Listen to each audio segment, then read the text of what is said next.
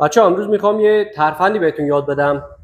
یه وقتایی سر ساختمون، حالا یه هر جایی که موقعیتی گیر میکنی، برای بستن پیچ دیوار، پیچای دیوار بزرگن.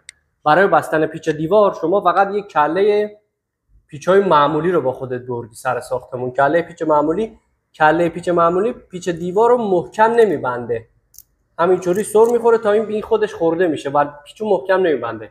اینجور مواقع باید چیکار کنی؟ اینجور مواقع سنگ فرز رو میاری. سنگ فرز تو میاری، این کله چارسونی است. ببینید این نوک تیزی رو، این قسمتی در حد 2-3 میلی که تیزه رو با سنگ فرز برش میدی، صاف و ترتمیز. ببینید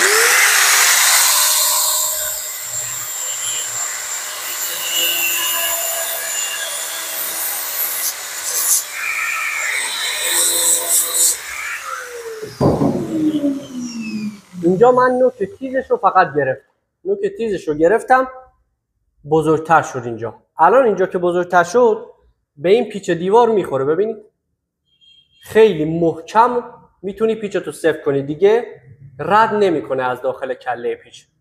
این ترفند رو همیشه یادت باشه، نوکش رو فقط برش میدی در حدی که یکم بزرگ بشه که جای پیچ دیوار رو بگیره و دیگه رد نکنه. اینم از این ترفند.